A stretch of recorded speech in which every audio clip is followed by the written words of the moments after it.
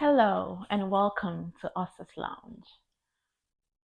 Last week we spoke about freedom, the price of freedom. And today we are continuing with the blog series that I wrote over the last and I've published over the last 3+ months. Today, continuing from where we ended last week, the voice. We are speaking about the voice today. This was my second blog in my series, the first series of Epiphanies of Rebirth. I hope if you haven't read the blog yet, you will take this opportunity to go and read the blog, hopefully before listening to this podcast, so that you are well aware of what, and I don't give you any spoilers because there's going to be a lot of spoilers in this episode. So, the voice. We spoke last week about the price of freedom, and we had to question the author of the voice in our heads. And in my storytelling series, I started off the voice with speech bubbles, thoughts, lots of them, if you look at the featured image, engulfing my head, a woman's head in that image. It was quite graphic. But isn't that what most of us have as the voice going, the thoughts and the voice in our head telling us what to do? And my younger self, as I lay down to sleep in 2010, the beginning of the new millennium, after sketching out my freedom agenda in the prior episode, stillness began to unfold around me. And the voice, all of a sudden, started a ceaseless whisper. And my mind, all of a sudden, in this quiet environment, it's nighttime, it's time to sleep or to reflect on the day before falling asleep. But my mind could not be left alone. Surprisingly, this ceaseless whisper began. And I'm wondering today, because I never had the time or the patience or the maturity to think about whether or not the emptiness was scary to me. Was my consciousness terrified of being quiet, of being empty? Is that a problem to have a quiet mind? Should your mind not be left alone? Should you not be able to sit still in the quiet of the night or in the quiet of your environment and just meditate without thoughts flooding your mind, you submerged in lots of thoughts? Then my younger self was grateful for the companionship I had because I was alone. Most of us are scared of being alone these days. We're scared to be a lonesome one. I appreciate my lonesome sometimes because I'm so productive. That's when creativity for me steps in. That is when I'm able to unpack, reflect, pause, rewind. And sometimes you have to take a step back or think of the past, reflect on the past for you to make the right step forward. But my younger self was terrified of emptiness, my consciousness being empty. I was terrified of the quiet environment at night, lying in my bed alone. But here, the voice, thankfully I'm 10+ years older now, and I can ask these questions my younger self never thought to ask. The voice gave me a sense of belonging. Does the voice in your head give you a sense of belonging? Do you feel you need this companionship? Do you feel empty without it? Does it give you a sense of belonging like it did to me? I anticipated at every quiet moment, I actually wanted the voice to be with me because every quiet moment was scary. Every quiet moment had to be filled, the void had to be filled by this voice. But the author of the voice, I didn't care to unpack that, to find out whether it was actually me being in the driving seat. I never paused to think of whether I was in the driving seat as I wanted to be. I've just attempted to purchase my freedom, which was a fail, as we discovered last week. But the voice was now my loyal friend, my ever present help. I had just broken out of my cocoon, set free into the world, and yet I was still to free my mind. For me, thinking and reflecting about it now, what I achieved then was just a deep dive into slavery, a delusional one, where I had switched the commander from my parents to an imaginary voice. The author of Miss Independence Freedom Agenda has become faceless. Can you ponder on that for a moment? The author I had achieved, I told you last week, in 2010, 22 years old, working, left home in Johannesburg, a big city, but all I had achieved was a deep dive into slavery, a delusional one, where I had switched the commander from my parents to an imaginary voice. Can you reflect on that for a moment? How do you switch the commander from my parents to an imaginary voice? But I have been set free. I've broken out of my cocoon. Chrysalis has happened. Transformative stage has occurred. A new leaf has turned. But instead of owning my freedom or being in the driving seat, an imaginary voice now was the commander of my life. The Miss Independent, this social class I had stepped into, the author wasn't me, it was a faceless voice. The second image I had to describe this voice is quite graphic. Some people found it quite scary, maybe, I don't know, but it was an alien with blood in his teeth. An alien with blood in his teeth, clutching my head and laughing. That helps to sort of describe this voice.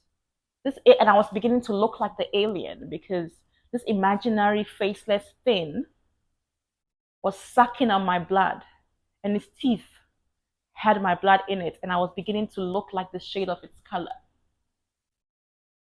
Can you picture that? That image is me trying to express the dominance of this voice that was faceless, that was imaginary, but was now my loyal friend, my ever present help, my companion, my best friend.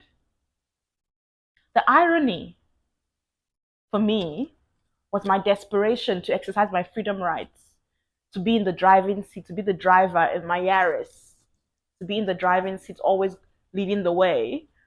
But this desperation to be free, to exercise my right to speak, my right to think, my right to act, my right to vote, my human rights. But in scripting my freedom agenda, my destiny, I was fully unknown to me, my deepest self, fully unknown to my deepest self. I was a slave to a faceless thing. Can you grasp that? Scripting, mapping out my freedom agenda, was fully unknown. I was so shallow that my deepest self wasn't aware that I had become a slave to a faceless thing. I was in I was in deep slavery, a delusional one. I was delusional, thinking that this voice was my loyal friend, was my ever present help. I had to fill the void with his thoughts. It's driving my destiny and driving my actions. This voice that I couldn't place a face to, I couldn't imagine what its source was, the author of my Miss Independent self, my shallow self, was a total stranger. Do you feel like the voice in your head is your friend? Do you feel like it's your ever present help? Does it give you companionship? But for me, this voice, I was a total stranger at an unknown image. Maybe it was that alien, my blood in his teeth. I didn't know his motive either. His image was unknown, motive unknown. directional. What is direction? What is motive? Did it actually have an intellectual capacity, or did it lack intellectual capacity? But this voice, this total stranger, was my best friend. It kept me. It kept my company when I was alone, when I was in the stillness of the quiet room. Firstly, it was only in the dark when I was lonely at night, about to fall asleep in the stillness of the night. But as the years rolled by, the shallowness of myself began to indulge this voice at every moment, quiet and loud. It was now had completely engulfed my head, taking complete control. And the irony remains, I was seeking control. I was seeking to exercise my freedom rights, to fly away, to be free. But as the years rolled by, years, weeks after weeks, months after months, years after years, the shallowness of myself was now indulging this voice at every moment, not only the quiet ones, also the loud ones. Just think of that for a moment. Were you like my younger self? I'd indulge this voice at every moment, not thinking about the author. Where what was the image of this? Is it me that's driving this voice, or is it something else? Is it external influence? Is it the norms of the society? What is driving this voice? Who is this voice? What is the motive? What is its direction? What is the intellectual capacity of this voice? I had completely lost control of my thoughts, only having to attempt the burdensome task of reasoning in very rare situations. Can you imagine that?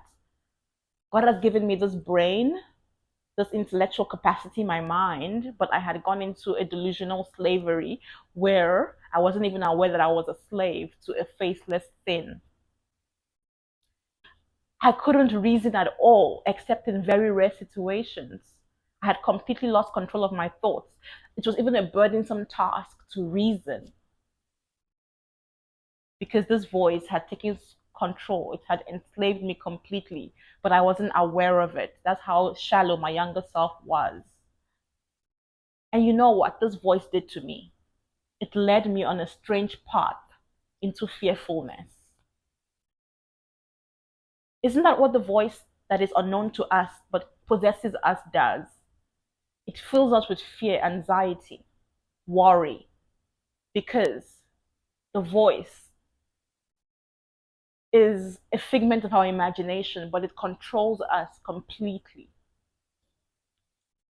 So, living in a world that I was completely in fear, controlled by a voice, I didn't know its source, its motive, its image. It was an imaginary thing. But the bravery I attempted to pursue on my breakout when Chrysalis happened had dissipated into thin air. I was compelled, this fearfulness that had possessed me had compelled me to always please people. It fed me a propaganda that I had to be fearful. I had to always please everyone because I didn't want to get into trouble. I wanted to be this happy person, always this person that followed the path of least resistance. The voice was instructive. It had its agenda, like every other politician does, or every other person out there who gives us an opinion does. They have their own agenda most times. It is very rare to find someone who gives you advice who doesn't have an agenda. So you have to be mature, dig deeper to understand and to unpack the voice in your head and what is its agenda. What propaganda is it? If it's not your voice, if it's not you, if you haven't identified your identity, the instructive voice takes over.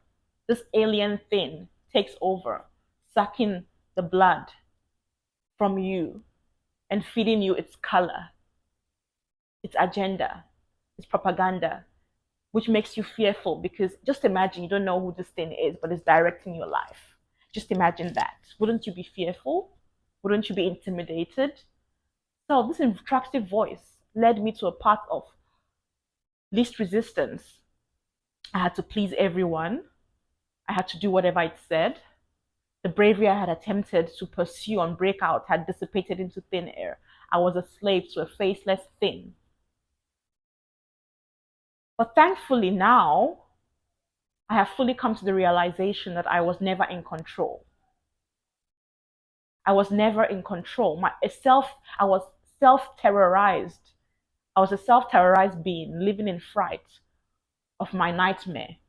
Fear, worry, and anxiety had gripped me completely. I was absorbed by my past and had built a home there that provided safety. Do we seek safety? Do you seek safety?